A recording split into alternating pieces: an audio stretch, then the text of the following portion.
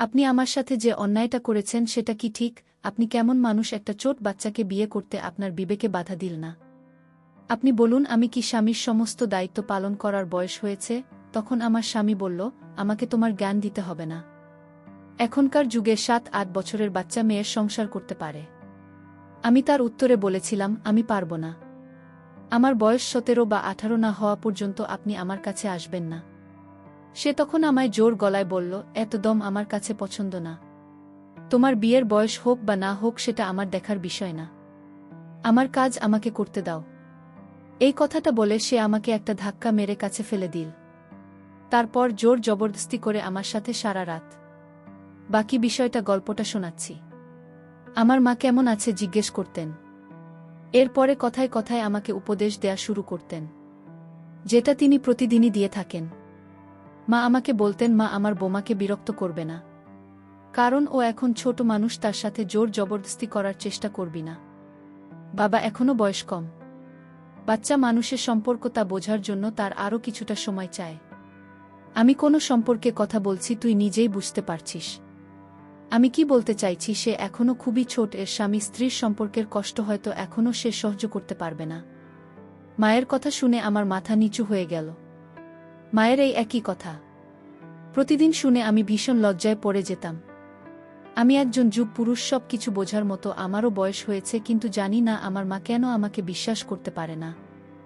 আজ অবধি আমি বুঝতে পারলাম আমার মা কি চায়। তিনি নিজেই আমার বিয়ে একটা ছোট মেয়ের সাথে করিয়ে দিলেন, আর বিয়ের পর থেকে প্রতিদিন আমার মা আমাকে একই উপদেশ দিয়ে যাচ্ছেন যে নিজের বউয়ের কাছে যাবি না, ওর সাথে কিছু চেষ্টা করবি না, ওকে কিছুটা সময়, আর এখনই তার সাথে ঘনিষ্ঠ হচ্ছে না। এই সম্পর্কে নেভানোর জন্য এখনও খুব ছোট।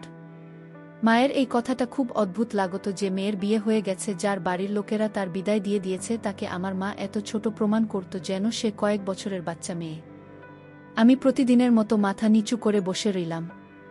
তারপরে যখন নিজের ঘরে গেলাম তখন আমার স্ত্রী মাথা নিচু করে ঘর থেকে বেরিয়ে গেল। আমি কিছুটা অবাক হতাম। আমি ওর স্বামী, কোনো পরপুরুষ না, কিন্তু ও সবসময় আমাকে দেখে সংকুচিত হয়ে থাকত। যখনই আমি ঘরে ঢুকতাম তখনই ঘর থেকে বেরিয়ে যেত।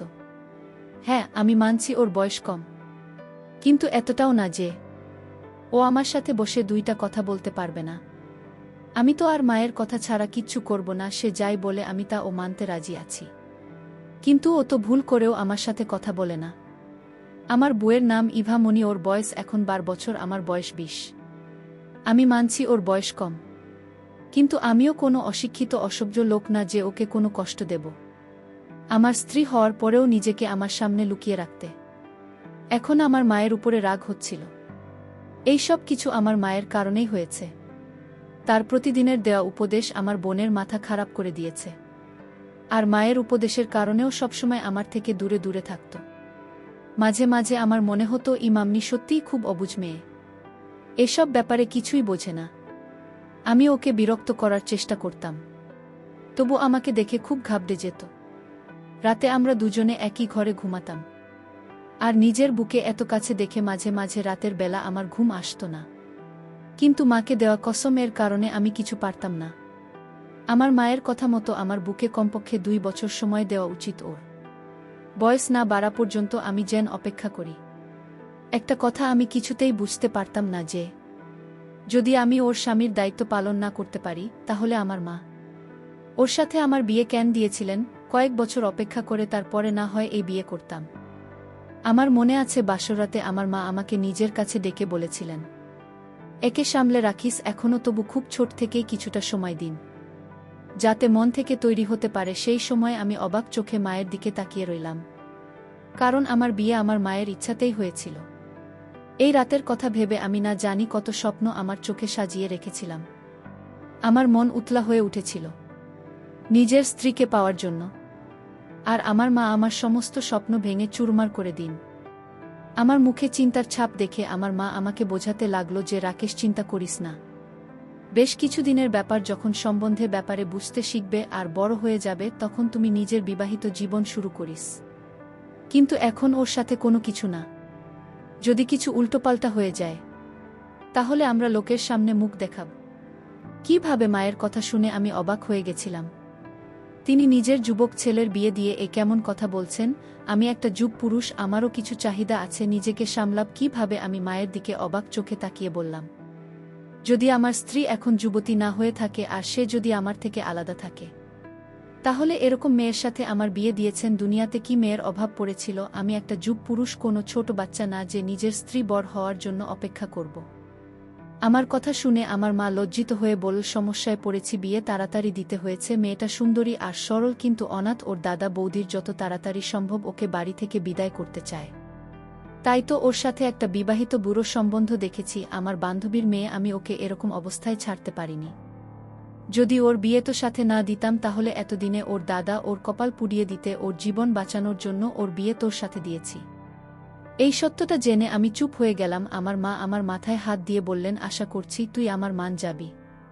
এখনই তুই তোর স্ত্রীকে কিছু করিস না, ওর থেকে দূরত্ব বানিয়ে থাকিস। মায়ের এরকম কথা শুনে আমার রাগ তো হয়েছিল, কিন্তু আমি তবু চুপ করে গেলাম। আমার মনে হয়েছিল যে আমি কোন ছোট মেয়েকে বিয়ে করেছি, কিন্তু যখন ঘরে গিয়ে বুকে দেখলাম তখন তো অবাক হয়ে গেলাম। অবশ্যই ওর বয়স কম ছিল, কিন্তু আমার কাছে মনে হয়েছিল সে যুক্তি ছিল। ওকে দেখে আমার হৃদয়ে বেইমান হয়ে উঠেছিল। কম বয়সী হওয়ার পরে ওকে দেখার মতো ছিল, এই কারণে ভালোভাবে আমার সাথে মানিয়ে যেত।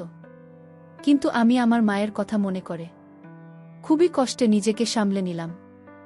না হলে ইভা মনের সৌন্দর্য তো আমাকে পাগল করেছিল। আমি ওর পাশে বসেও খুব ভয় আছে বলে মনে হলো, তাই ওকে বললাম, চিন্তা করো না, আমি তোমার কোনো ক্ষতি করব না, আমাকে ভয় পাওয়ার দরকার নেই। আমি যখন ওর পাশে গিয়ে বসলাম তখন সে ভয়ে কাঁপছিল। আমি অনুভব করতে পারছি যে ওর চোখে জল এসে গেছে, ওর গোলাপি মুখ ভয়ের কারণে সাদা হয়ে গেছে। আমি ওকে সান্ত্বনা দিয়ে বললাম, ইভা মনি, তোমার এতটা ভয় পাওয়ার দরকার নেই, আমি তোমার সাথে কোনো জোর করব না। আমি অবাক হয়ে ভাবছিলাম যে ও আমাকে দেখে এতটা ভয় কেন পাচ্ছে।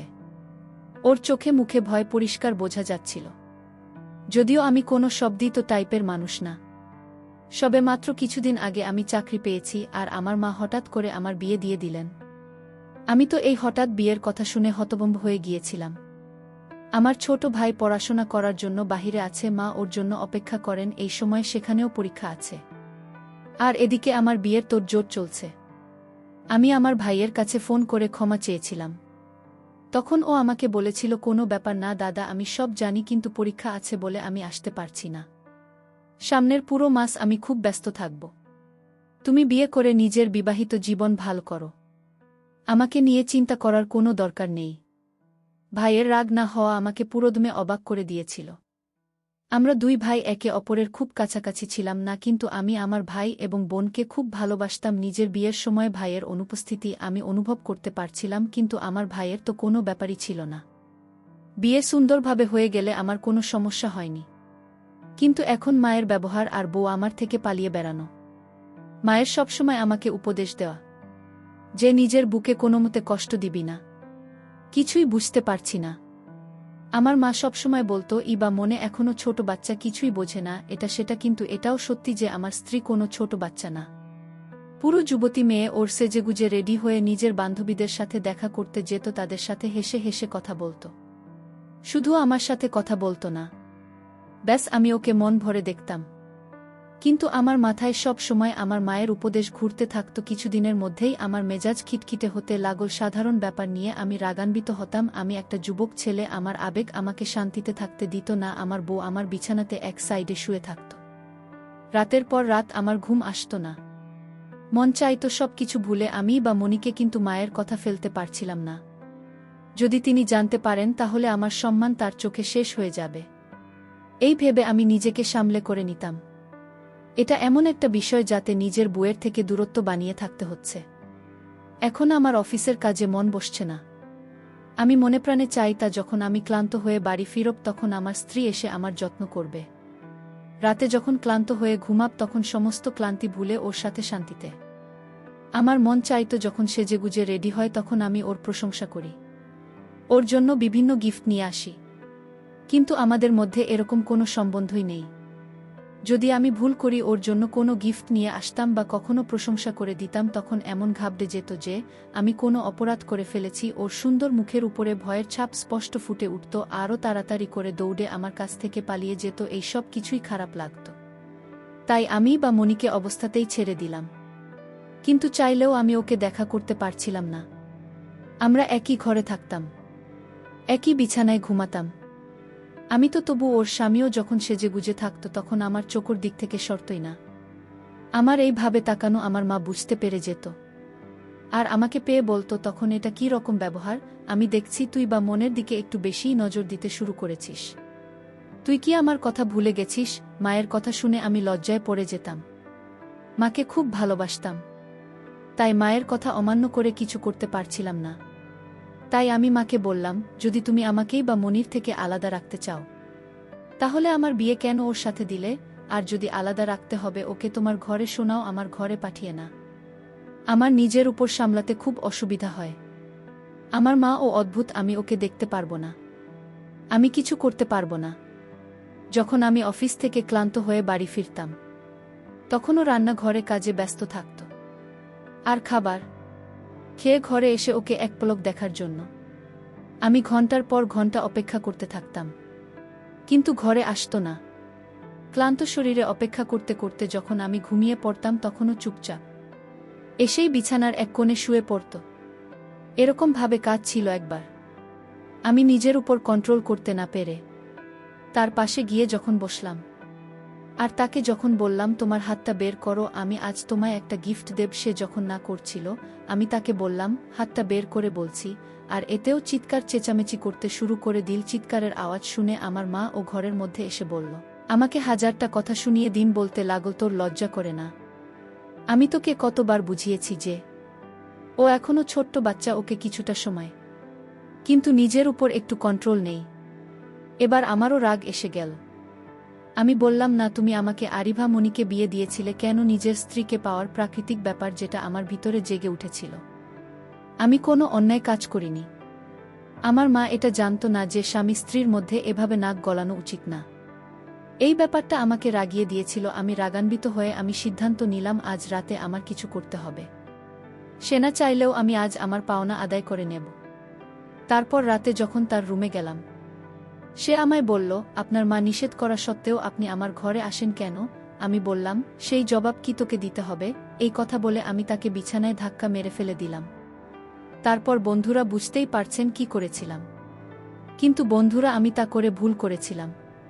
কারণ কিছুক্ষণ পর আমার স্ত্রী অজ্ঞান হয়ে পড়েছিল।